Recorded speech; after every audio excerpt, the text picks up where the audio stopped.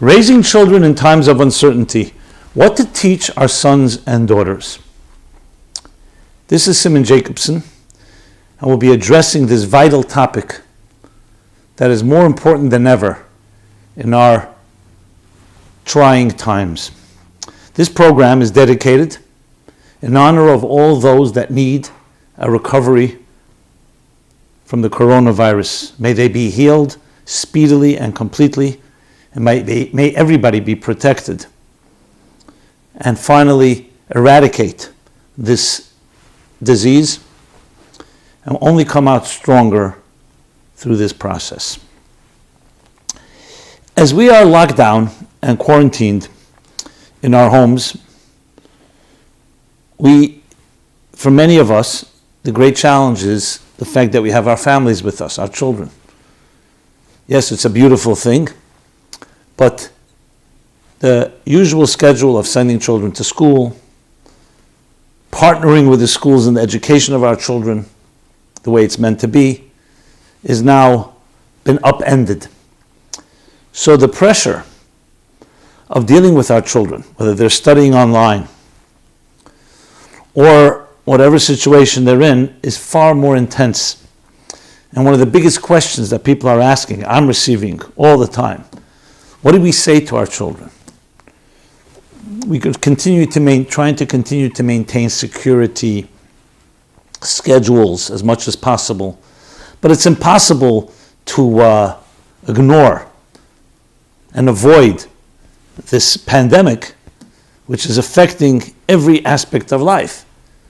Not just going to school, going out for a trip, different things that children were expecting. The summer's coming.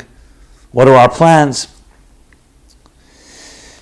I've spoken to a number of schools and students, many are afraid. They say, what do I do? My parents seem very terrified. And I pick that up. We usually look to our parents for strength, for confidence, for security. So it's critical to really revisit this in a very direct way, to address what do we say to our children. And not just the short term from day to day, overall. Now, of course, children are different. Some are younger, some are older. We have to customize whatever it is that we say to them. But it's more than just what we say. What do we project? The attitude. And what do we do when we ourselves are very concerned as adults, as parents? All this I'll hope to address in this program.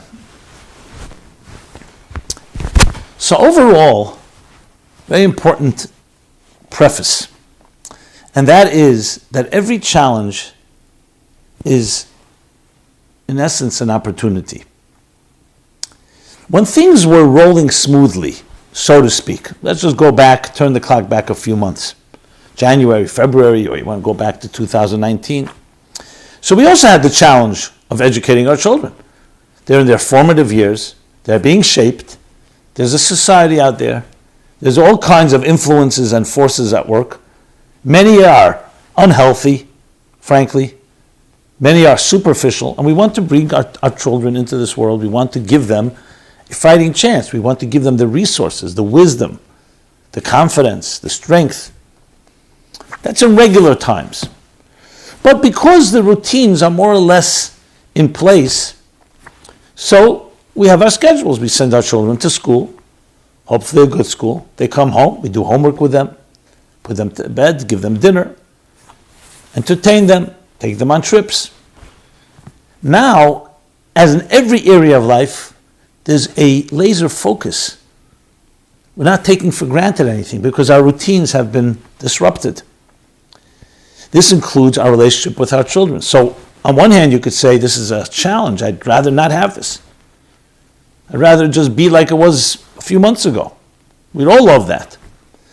On the other hand, it can also be a tremendous opportunity.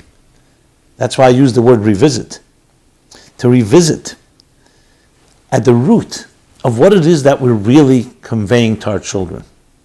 When things are peaceful and calm, we don't necessarily have to dig deeper. Nothing compels us to dig deeper because things are smooth and our children are also just riding along.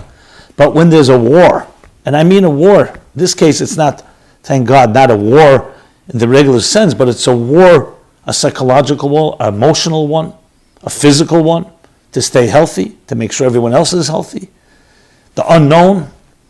So we're in a state of challenge. We're in an embattled state, in the literal sense of the word. Here, we can either cower in fear and retreat and become paralyzed, or we can say, no, this is a once-in-a-lifetime opportunity to teach our children, to teach ourselves, and to project to our children and teach our children how to really be shaped, because these are times when men and women are shaped. This defines the destiny of people's lives. That's to the extent, the gravity of the situation. And I say that without any exaggeration.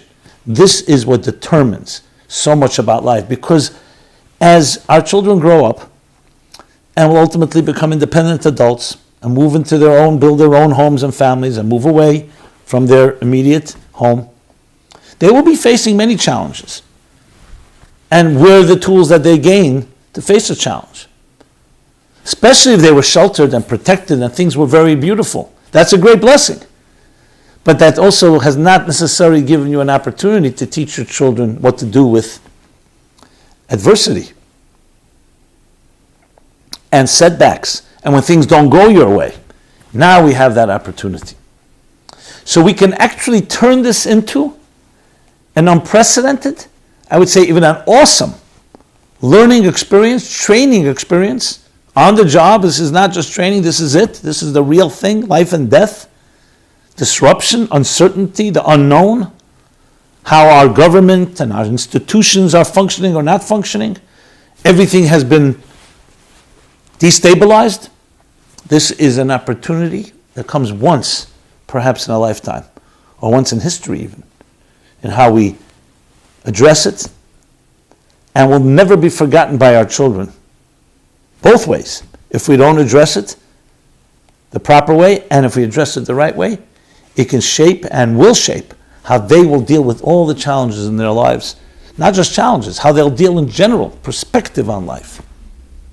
So again, it's not wanted, it was not invited, we did not ask for this. But now that it's here, it's a beyond opportunity. And that itself is the lesson. Perhaps the first lesson of them all. How adversity becomes an opportunity. A liability becomes an asset. A setback becomes a catalyst for growth. So to make things in a contained way, in a way that we can structure it, I want to use one key word. Are you a leader or are you a follower? Now you may wonder, what does that have to do with anything? Are you being influenced or are you an influencer? Are you reactive or are you proactive? Are you on the offense or on the defense? And the key thing I want to leave you with, and this is the focus, is this is the opportunity to teach our children to become leaders, not followers, to become influencers, not being influenced by, to be proactive, not reactive, to initiate and not just be passive and wait for something to happen. These lessons will serve them for their entire lives, in every given situation, in good times and in challenging times. And indeed, and I am paraphrasing a verse in the book of Malachi, powerful verse that says, the end of that book, the prophet says, and in those days, the hearts of the parents will return through the hearts of their children. Indeed, as we parents rise to the occasion and project and teach our children, and I keep using project, not just teach, not just words, it's also what you do, that in turn will empower us to do what we're teaching our children to do. Because at the end of the day, it's a partnership. It's not what you say, it's what you do. And when we teach our children something, and we ourselves behave that way, that is indelible, that leaves a mark that will forever shape and determine the destiny of our lives and our children's lives. So, we're using the word leader, let's use that as the acronym. 6 lessons 6 indispensable lessons to teach our sons and our daughters. How to raise them in times of uncertainty. And they are indicated in the 6 letters of the word leader. Here they are. Number 1, long-term thinking. Number 2, for L, E of leader. Empower. A, act. D, determine, determination. The second E, L.E.A.D.E, empathize. And finally, the last letter R, redeem, redemption. And these 6 ideas, these 6, we'll call them methods, 6 choices, can be the difference literally between life and death, between light and darkness, between a life where you can control your destiny and not be a victim of circumstances. Now you may say, 1 second, there's a pandemic raging out there. I can't control that. We're out of control. As I pointed out time and again, you can't control events outside of you, but you can control everything inside you, your attitude, your mindset, your heart set, your values, what you stand for. That's what we are able to access at a time like this. So let's go through these 6. And again, these are things that we are teaching our children, but we're also activating within ourselves because it goes hand in hand. So let's start with long term. One of the most challenging challenges in situations when things are upended, unsettled, or worse, upheaval, is that we get caught up in the moment. And it's completely understood. We feel we're in danger, we may panic, we may get hysterical, we react impulsively. That's the nature of a human being. We're wired that way because, for obvious reasons, to protect ourselves. The downside of it, however, is it can blind us from making healthy and good decisions. Because when you panic or you're emotionally overtaken and overwhelmed by a given situation, you make rash decisions that can often cause more problems. When you, just as an example, and I don't like using this example, but I'm going to use it. When you rush a person in an emergency room and they're bleeding, God forbid, the first thing doctors do who have the presence of mind and composure, let's stop the bleeding.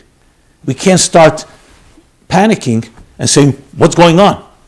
The first thing you have to do is focus and stop the bleeding and then create a strategy and a plan. So obviously there are things that need to be done short term. You can't just wait when a fire is burning right now, following medical authorities. And we're not getting now into the merits of it all. Quarantining, masks, protecting ourselves, protecting others. But this is a time where we can teach ourselves and our children long-term thinking. And what that means is not difficult to explain when you pause. And there are many beautiful examples you can give for it. I'll use one.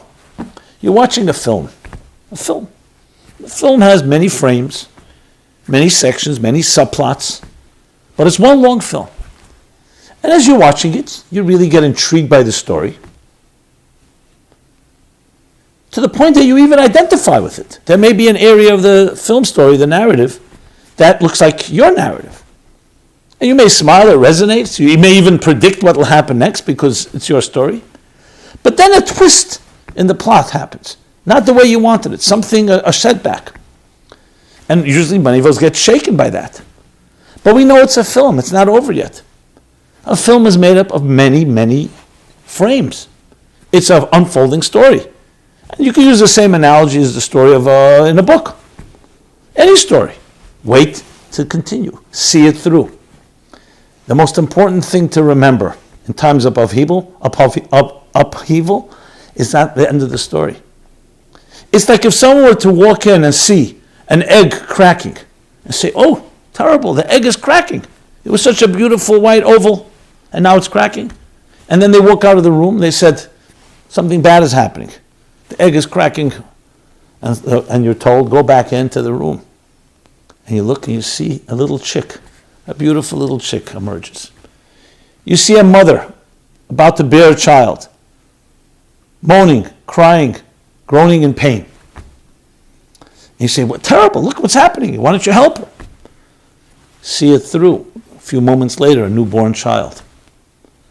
Life is a process, and we can teach this to our children.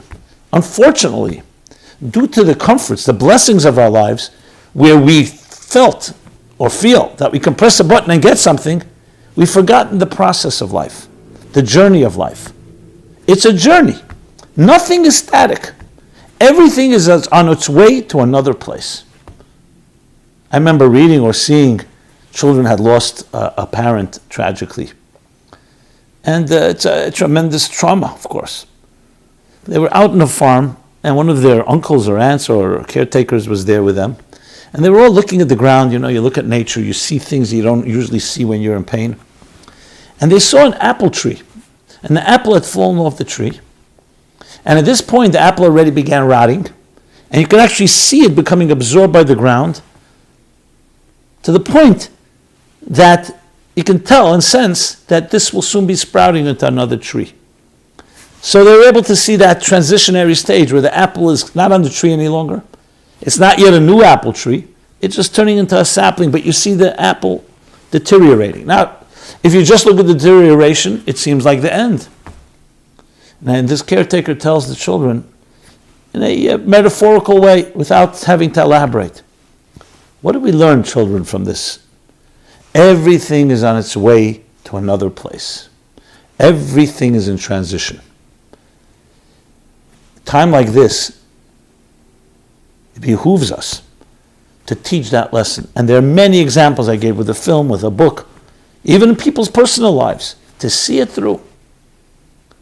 So though, yes, there's an upsetting situation, and there's an upheaval, there's the upending and disruption of so much that we are so comfortable with, the story's not over. Let's see it through. There's another frame and another frame. And teach them, and in life, it's always going to be that way. Even when things are great, the story continues. It's like a journey. There's twists and turns and ups and downs and setbacks. A good swimmer navigates through it all. You don't look to fight the difficult times. You ride with it. A bad swimmer is going to try to fight the tide and can exhaust themselves and be hurt. A good swimmer will ride. We ride the waves. That doesn't minimize the pain, doesn't minimize the grief, doesn't minimize the loss, but it gives perspective. And you'd be surprised, you can teach this to children. Children relate to that. See, children, you read a book, you read them a story. They understand the idea of a story having sections, having a narrative that consists of many details. And even in their own lives, something to talk about. Long-term thinking. What does it do? It does not resolve our immediate challenge, but allows us to regain our equilibrium, certain level of balance, because, okay, it's a storm, but we're going to ride through it. What it does is, it's the first L, the first letter of the word leader, allows you to become much more proactive instead of reactive, because you're seeing it's long term. You're not just reacting to the moment. You need to be prudent, and need to be careful, need to follow guidelines. But that doesn't take away from understanding a bigger picture that will soon, one day, and hopefully very soon, April will end, May will end, the year 2020, 2021, and the sun will come back out. I mean the metaphorical sense. And this pandemic will end, and with a long-term picture, we will have become greater people. That's tool and method number one. Long term. I'm tempted to add another explanation in the L, but keep it really structured. I should move on to the E, but I'm going to say it anyway. I find this to be critical in both how parents deal with children and how children should be taught, and that is L for listen. Listen to your children. This is a time that we can listen. We're not rushing to work. We're not rushing to other activities. Listen. And teach them how to listen. And I would even say listening allows you to actually look at long term. Because listening means you're not just speaking and just complaining or just venting or expressing your reaction. Step back. Listen to the story. Listen to the music even. Listen to the pause. Understand the transition from one paradigm to another. Focus not on the egg, but on the chick. Focus not on the cracks, but on the light that emerges from them. So listen is both, as I said, for parents to children to listen to them, but teach them to listen. Listen to the heartbeat. Listen to the tremors of growth, of movement. Yes, right now, there's a setback, but there's tomorrow, and there's the next day. And after every night, the sun will rise again. And the same thing is metaphorically with our lives. Let's now move to number 2, empower. In educating students, children, adults for that matter, there's 2 ways to educate, in general terms. One is to provide, and even perhaps inundate, the student, the child, with a lot of information. Information, data, facts. Important to know. There's another element in education which is far, far deeper and actually the true definition of education. And that is empowerment. Teaching the student, the child, not just the facts, but the methodology. Not just the information, but the way to solve a problem. You don't just give them solutions, you give them the way to solve. Not just data, but personal character development. So education is much more than just the conveying, the imparting of facts, data, information. It's empowerment. And how do you see that? How can you know the difference? How do you know the difference between the first type of education and the second? It's very easy to tell. What is the student like when the teacher is no longer there? What is the child like when the parent is not watching? In the first approach, the student may have a lot of information, but they don't have imagination, and they may not have the method to solve a problem. If you told them a solution to this and this problem, great, but what happens if it's a little different problem, or a completely different problem? The student and the child is not independently rising on their own. In the second and the latter approach, you're teaching them a method. You're teaching them you're not just giving them fish, you're teaching them how to fish. So even when you're not there, they will use their ingenuity because they've learned methodology. Now that makes sense on a very basic level, but there's something much deeper. Empowerment builds confidence. When you give someone a lot of information, they may think that they know a lot, but as the different thinkers and poets have said, that in our day and age, people read more and more about less and less. People know more and more about less and less. Or another way of putting it is, you may know the price of everything, but the value of nothing. That means you have a lot of facts. You're book smart, but are you emotionally intelligent? You may know have a lot of information in you, but you may be clueless. As they say when they describe a computer, is it masculine or feminine? So some say it's feminine, some say it's masculine. The proof that it's masculine is that it has a lot of data, but it's clueless, a computer. So you have a lot of data, but you're clueless about life, about its purpose, and so on, deeper things in life.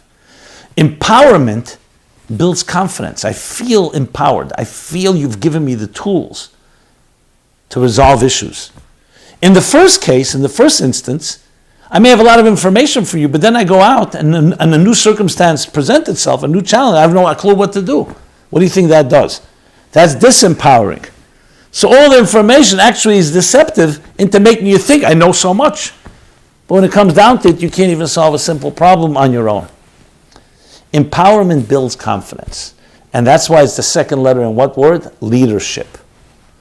Being a leader, being proactive, because you have method. So the second method, the second tool to teach our children in these times of uncertainty is empowering them. And you can do this in many ways. You can do little exercises with them. For example, even in game form. You can, for example, just give them like a quiz, questions and answers, And then take it to the next level and say, okay, now what would you do in a given situation? And the first stage, when you did the training, so to speak, you help them develop that. You know those, I forgot what they're called, anagrams or whatever. They're not really anagrams. They say like an apple to an orange. What an apple is to an orange, what is a hammer to, for example? You cause them to think of their first relationship and then try to apply that to another relationship. In other words, getting them to think critical thinking on their own, discovering a method. Teach them a method and then have them use that method in a different situation that you have not given them the facts or the data, but you've given them the formula, the algorithm. It's a tremendous experience to do that with your children. Besides empowering them, it's also empowering to the adult, the parent. And I can go on, but I think we can all be creative. The key is empowerment, and it always comes down to one litmus test. Is the student, is the child coming away able to resolve an issue that they couldn't resolve before because they learned the method? And you can focus on that. You could say to a child, here, I'm teaching you something. Now, can you do this? So sometimes they just copy exactly what you did. No, I want you to do it a little differently. You teach them to bake a cookie. Fine. Now I want you to bake a muffin. You have to give them more information, obviously. But you're allowing them to take what you taught them and turn it into something of their own. That, in this time especially, being able to do something that is yours means you're not out of control. You're not a victim. You're not just being swept away by a pandemic out there. That's method number 2. Let's go to 3. For A, action. In times like this, it's very easy, unfortunately, to fall back into a lethargic state. Paralyzed. I'll stay in bed longer. You start hearing negative news. Start shaping your mood. When you action, even a small act, is an extension of empowerment because you have the power to act. What does that mean? Have your children do something more than once a day. But let's say when you begin in the morning. I've talked very often about the morning prayer, acknowledging my soul. We'll talk about that some more shortly. Thank you for giving me my soul. But then act. Besides the action of prayer, maybe put a coin in a charity box. Maybe get them to text or to call a friend and say, good morning, how are you today? These actions, besides, of course, doing good and teaching us, training us, and training our children to be good people, and our habits should be refined ones, it does something else as well. It turns you into a leader because you've taken initiative. You didn't wait for someone to call you. You didn't wait for something to happen. You acted. Those small acts, even small, have tremendous power. They encourage, they build up, and they reinforce the child, or for that matter, the adult's confidence. Because you've acted. Think of the opposite. When people get power, they can't act. They don't want to make a move. They're afraid, if I do this, I'll be second guessed, I'll be criticized, or or it's too risky. As they say, the greatest risk is taking no risk at all. But here we're not talking about great risk, we're talking about an action. Teach your children to act kindly, to make a move. You see something, don't wait, do something about it. Especially in times like this, these come back to feed you even more than you fed it. These acts will come and nourish you with more and more confidence, with more and more strength to deal with whatever challenges is out there. So that's the A of leader. Let's now move to the D. Determination. I remember as a teenager, my parents had one summer, they rented a summer home at Bell Harbor, New York, Brooklyn. It's on the Atlantic Ocean, a block away from the ocean. So I would go there in the evening for dinner. Sometimes I'd go out to the beach. It was quiet at night. And I remember those formative years of my own teen years, you think about things. I was amazed. I remember coming from a city boy, and I didn't see the water every day. Yes, we saw the water in sinks and in showers, but I mean the natural power of water, an ocean. And I was taken by the waves, the relentless waves crashing onto the beach. And I literally was up all night until the sun broke, until the dawn broke. I was saying to myself, do these waves ever go to sleep? Do they ever rest? Do they stop for a while? You know, in your child's imagination, you think, maybe if I stay here long enough, they may stop. And I saw this consistent, determination, relentless. Now that's how they're wired. That's how they were created. This great mighty ocean that has humbled so many comes to the beach, it gets humbled itself. It crashes on and then almost silence like in a whimper. What was most powerful was that it kept on crashing and crashing.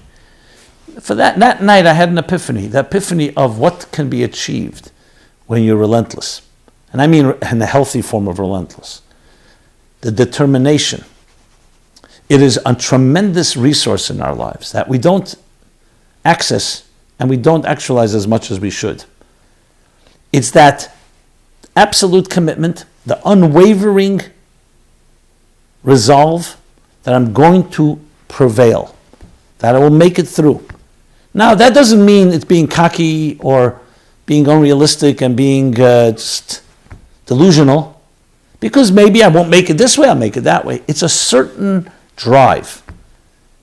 When events around us become shaken up, especially in the context of what's happening now, not just for a few people, the entire world, every institution, every convention, every industry, it is so easy to resign ourselves and weaken our resolve and just retreat. It's those commanders in chief, those leaders that see a setback, not deny it, they're not reckless, you have to reckon with it, but you do not give up. The story is not over. We're continuing. We will relentlessly continue. Now, how does that translate to parents and children? Well, in many different ways. In things that we do, for example, we have certain ongoing commitments. You are studying once a week. I'm talking about the parent, the adult. So it's easy to just give up. You know what? This is a time for other issues. No, do not stop anything good that you're doing. We're not talking about not listening to the guidelines. We can't go to work. We can't go to public events and so on. But in your own home, on Zoom or other forms, continue and show it. Don't fake it. Let your children see that the good things in your life, you figured out a way to innovate, to improvise, and do it. Even without saying anything, that teaches people things. That teaches children things. They see that you didn't just give up. You didn't just say, okay, it's optional. Something good. Not only did I continue, perhaps I even added and increased. I take myself as an example. Ever since this outbreak, the work I do, the work my team does, Meaningful Life Center, I can't even say tripled, we've completely taken it to another level. And I'm not saying to toot our horn, it's actually what is required in a time like this. That you don't just continue, you become even more determined. That's another feature of a leader. We must teach our children this. And it could be in small things. Playtime with our friends. Okay, you may not be able to go visit your friends, but that doesn't mean we can't find a way to do the playtime online. Let's even increase 5 minutes or 10 minutes. You're calling someone who may be in need. You're volunteering to help. Not only are we not stopping, we're going to even increase it. These are all indicators of determination, of determine, to the relentless point. And I think it goes without saying how that is so vital in the leader attitude. So that's the D of leadership, of leader. Let's now go to number 5, method number 5, E. E for empathize. Now, when it comes to any challenge, let's say two people are suddenly in a crisis situation, danger. very easy to gravitate to just protecting yourself and your own skin. We get into survival mode to the point that we may even compromise the other person. Hardcore Darwinian, Freudian thinkers will say survival of the fittest, social Darwinism. It's about me, and push comes to shove, I have to take care of myself. And we've seen, unfortunately, how people can behave in dire circumstances. But we also see the nobility that has arisen. Reminds me of a little humor doesn't hurt in these times. These two guys go camping, and in the middle of the night, one of them wakes up, he hears a bear scurrying about. A bear is not exactly a pleasant encounter in the middle of camping. He wakes up his friend quietly, he says to him, we got to get out of here. There's a bear right outside our tent. And while he's telling his friend, he's tying his sneakers, he's tying his shoelaces. His friend says to him, why are you tying your shoelaces? Do you think you can outrun the bear? He says, I don't have to outrun the bear. I have to only outrun you. This is classic me. Thinking about your own survival. That's not the behavior of a leader. That's the behavior of besides a selfish person, it's also the behavior of a follower, because it's all about you. It's just about reacting. What does a leader do? A leader empathizes and thinks about the whole situation. Obviously, you have to do what has to be done to protect yourself. But you empathize. You become a kinder person, a more compassionate person. This is what we must teach our children in times like this. It's not a time where we'll just take care of me, you, and our family. Let's call someone who may be in more need, someone who may have a family member that's sick, someone who's been compromised in another way, someone who may not have the same resources we have. Teach your children to empathize in times like this. Empathy is always necessary. Compassion, kindness, giving. But in a time like this, even more so, because it demonstrates that no, we are not succumbing and we're not lowering ourselves to the lowest common denominator of just survival mode. We're becoming greater people, more caring, more giving. The analogy is given of two people. The situation is very cold in the room. There's no heat, very, very cold, freezing cold. So one person gets a very heavy fur coat, a peltz, it's called in Yiddish, a peltz, a tzaddik in peltz, a righteous person in a very heavy fur coat. That person is taken care of, he's warm. But no one else is. Then there's the person who lights a little fireplace. He gets warm, she gets warm, everybody in the room gets warm. And you're not less for it. You're also warm. That's the difference. And many other ways. That's a leader. That's a proactive offense. Not reacting. Not being passive. Initiating. And finally we come to the last one called the R of leader. Redeem. Redeem. Now what does that mean? It's really borrowed from a concept in the Kabbalistic thought. I've spoken about this a number of times, but let me explain it in simple English. The concept is called the redeeming of the sparks. Essentially based on a principle extremely eloquent and so empowering. Talk about empowering. That each of us comes in this world on a mission. We're on a mission. We didn't come by accident. There's a purpose and mission, a unique mission. Talk about empowerment, that is empowering. You're on a unique mission. And what is that mission? Is to redeem the sparks, is to free the sparks that are there everywhere. What are sparks? They're basically spiritual opportunities, divine sparks. Nitzutze Gedusha is the word in Hebrew. Holy divine sparks. That where each of us is allocated as part of our mission. Sparks. The sparks are in the food we eat, in the drinks we drink, in our homes, in our workplace, in the city we live, the people we will encounter and meet in our lives, the places we'll travel to, whether it's now or whenever it is. Bottom line, every encounter in your life, whether it's with people, whether it's with experiences, whether it's your own personality, is brimming, it's filled with divine spiritual opportunities, waiting to be released. You sit down for a meal, simple meal. You could say to yourself, well, I have to eat. My body's hungry. I need sustenance. That's about your needs. But then we remember the verse. Not on bread alone does a human being live, but on the spark, the divine spark within the bread. There's more than just sustaining yourself. There's a spark. You eat the bread with an intention to elevate it. What does that mean? To use the energy you gain from it to help another person. So now the food, whatever you're eating, is partnering with you because it's giving you energy to do something positive. God forbid the opposite. If you do something destructive, so then the food has become a partner in crime.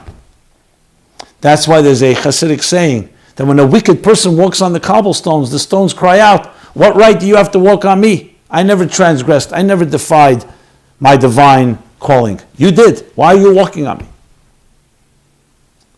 So the divine sparks, the redemption, redeeming. Think of yourself as a redeemer.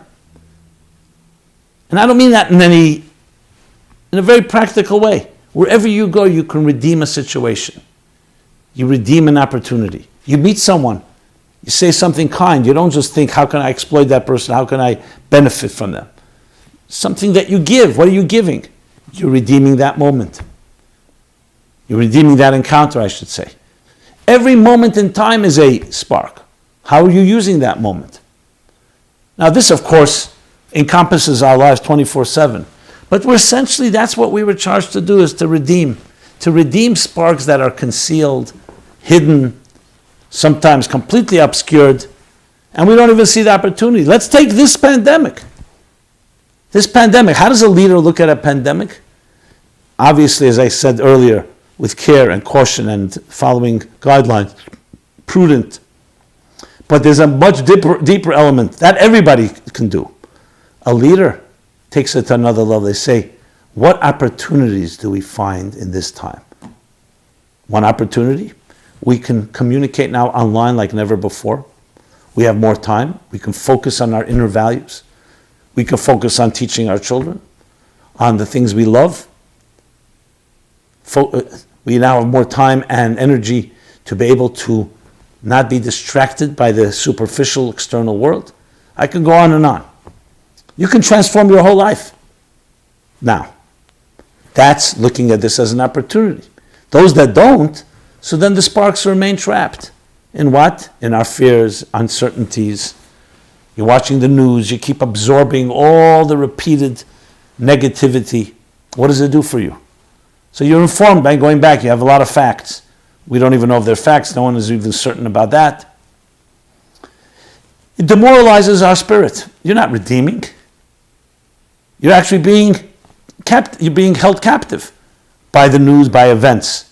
Redeeming is you take the events and say, okay, there are things I don't control, but there are things I do. Right now, I can do something. I can be more charitable. I can be more kind. I can be more compassionate. I can reach out. This you can teach your children. We're going to eat a meal. Everyone eats breakfast, lunch, dinner. Think about the meal. Be deliberate. Here's a piece of food. Now don't take it in your mouth. Make a blessing on it. Pause. Reflect. This food is now becoming part of your flesh and blood.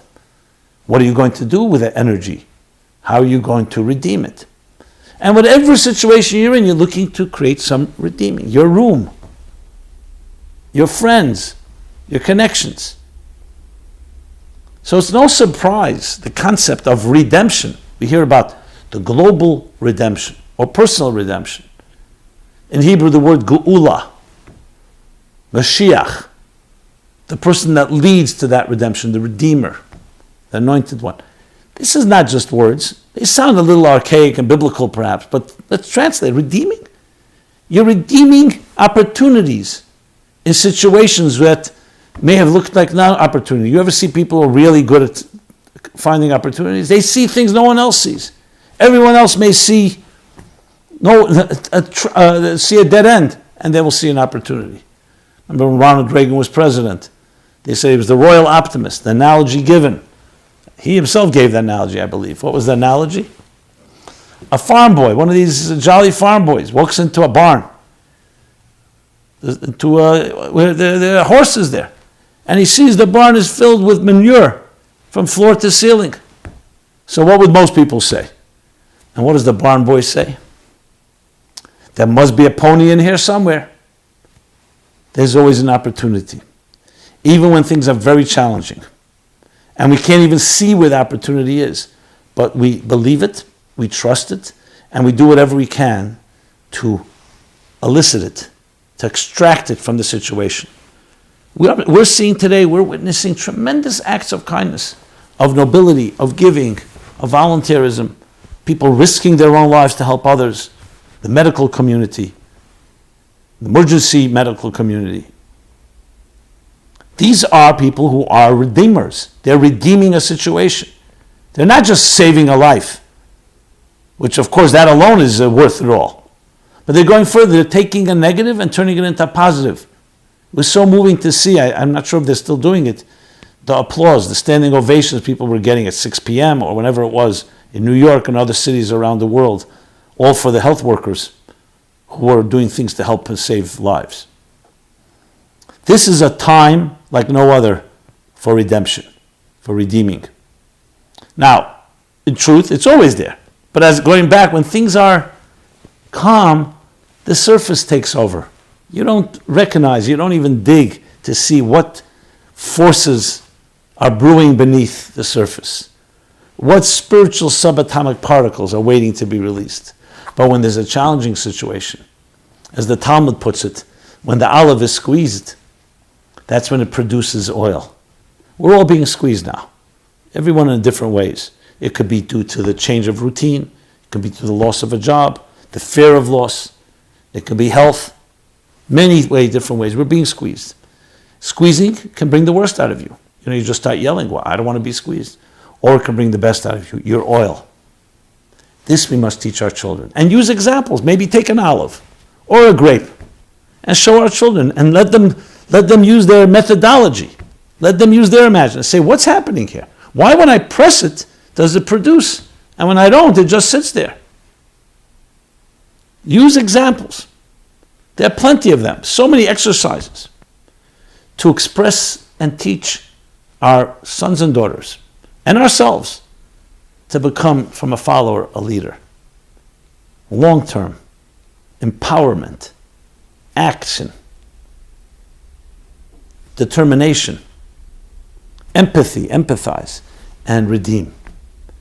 You take these 6 lessons and on a consistent basis every day, and not in a forced way, in a natural way, focus on them.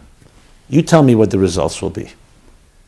Our children and ourselves will come away being far more positive, far more optimistic, far more progressive, forward-thinking, proactive. All the ingredients necessary for being able to forge ahead and not succumb and be weakened by an upheaval, no matter how big it may be. But above all, with all these tools, we really want to get out of this place. But we need to become people who are not part of the problem, but part of the solution. Ask yourself that. Ask your children. Tell your children, we are not part of the problem. We're going to become part of the solution. Now, the child will say, one second, are we doctors? We're going to find the vaccine? That, everyone has their role. We'll find the spiritual vaccine. We'll find the psychological, emotional one. We're going to do things proactively, like a leader does, that's going to find, yes, comfort, strength, hope, courage. Turn it into a family project. You will see unbelievable results. Transformation. That when this finally ends and we move on with our lives, we will have been transformed in a positive way because we've done things in these challenging times that elicited deeper resources within us, within our children. And yes, indeed, our children will give us much to be proud of. And the hearts of the parents will return through the hearts of the children. Because when you extend yourself and you project and you need to give in that way, it comes back as well. May God bless you all. May we all be protected. May everyone be healed, whoever needs the healing. May this period in history, in time, serve as testimony for generations to come of what a human race did as they rose, the human spirit rose to the occasion. Share this with others. That's a proactive move. Don't just take it in for yourself. Share. Send us your suggestions. We're partners. meaningfullife.com is our website. There you can find a full array of resources, programs, especially the ones we've been creating the last few weeks. You can subscribe to our daily spiritual antidote.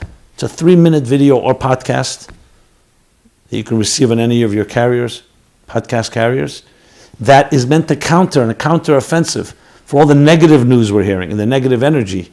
Every day, a positive boost, an antidote of getting to know ourselves better, accessing those inner resources, exercises.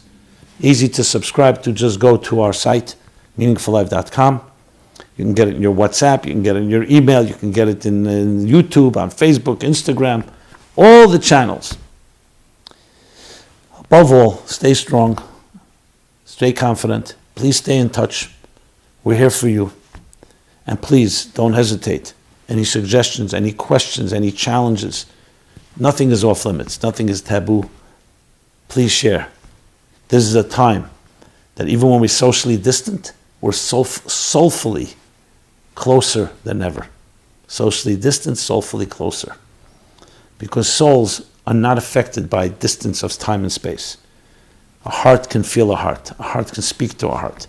Words from the heart enter the heart, whether it's through camera, through broadcast, through audio.